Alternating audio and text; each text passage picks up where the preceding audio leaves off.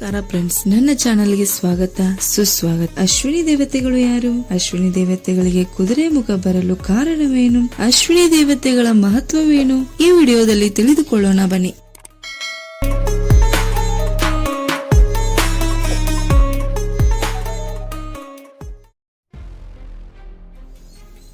ಅಶ್ವಿನಿ ದೇವತೆಗಳು ಯಾರು? ಅಶ್ವಿನಿ ದೇವತೆಗಳಿಗೆ ಕುದುರೆ ಮುಖ ಬರಲು ಕಾರಣವೇನು? ಅಶ್ವಿನಿ ದೇವತೆಗಳ ಮಹತ್ವವೇನು? ತಿಳಿದುಕೊಳ್ಳೋಣ ಬನ್ನಿ. ನಮ್ಮ ಹಿರಿಯರು ಮಾತನಾಡುವಾಗ ಅಶ್ವಿನಿ ದೇವತೆಗಳ ಬಗ್ಗೆ ಮಾತನ್ನು ಕೇಳಿರುತ್ತೀವಿ.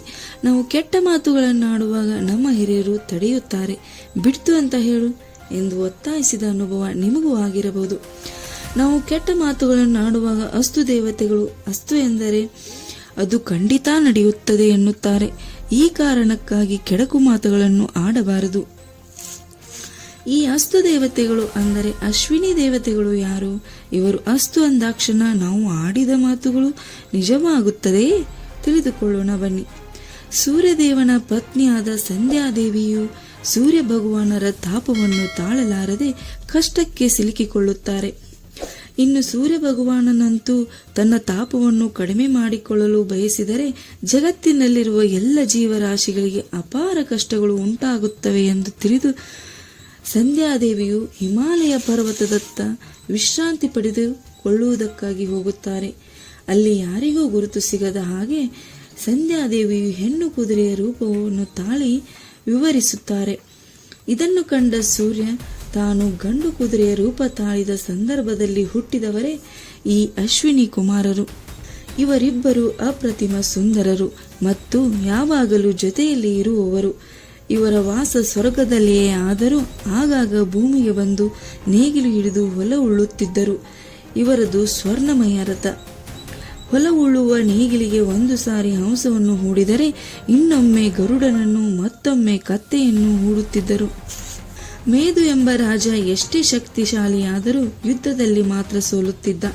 ಮೇದುವಿನ ಮೇಲೆ ಅಪಾರ ಪ್ರೀತಿ ಇದ್ದ ಇವರು ಮೇದುವಿಗೆ ಶುಭ್ರವರ್ಣದ ಕುದುರೆಗಳನ್ನು ನೀಡಿದ್ದರಿಂದ ಅವುಗಳ ಪ್ರಭಾವದಿಂದ ಮೇದು ಯುದ್ಧದಲ್ಲಿ ಜಯಗೊಳಿಸಿದವರು.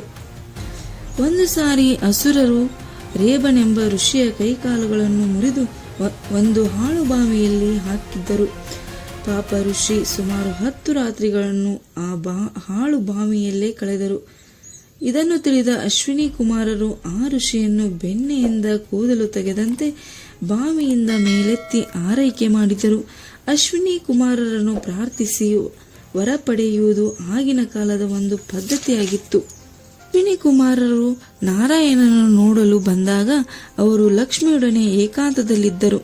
ಆಗ ದ್ವಾರಪಾಲಕರಾಗಿದ್ದ ಜಯ ವಿಜಯರು ಅಶ್ವಿನಿ ಕುಮಾರರನ್ನು ಒಳಗೆ ಬಿಡಲಿಲ್ಲ. ಆಗ ಅಶ್ವಿನಿ ಕುಮಾರರು, ನಾವು ಬಂದಿರುವುದನ್ನು ನೀವು ಇಲ್ಲಿಂದಲೇ 3 ಸಾರಿ ಹೇಳಿ ಅಂದರು. ಆದರೂ ಅವರಿಬ್ಬರು ಮೌನವಾಗಿರಲು ಸಿಟ್ಟಿನಿಂದ ನೀವು 3 ಸಾರಿ ಭೂಮಿಯಲ್ಲಿ ಜನಿಸಿರಿ ಎಂದು ಶಾಪ ಕೊಟ್ಟರು.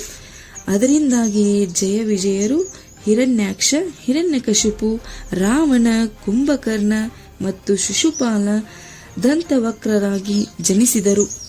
ಆದರೆ ಜಯ ವಿಜಯರು ಅಶ್ವಿನಿ ಕುಮಾರರಿಗೆ ನೀವು ಸಹ 1 ಸಾರಿ ಭೂಮಿಯಲ್ಲಿ ಜನಿಸಿರಿ ಎಂದು ಶಾಪ ಕೊಡುತ್ತಾರೆ. ಅವರಿಬ್ಬರು ಮಾದರಿಯಲ್ಲೇ ನಕುಲ ಸಹದೇವರಾಗಿ ಹುಟ್ಟಿ ಮಹಾಭಾರತದ ಪಂಚಪಾಂಡವರಲ್ಲಿ ಸೇರಿದರು.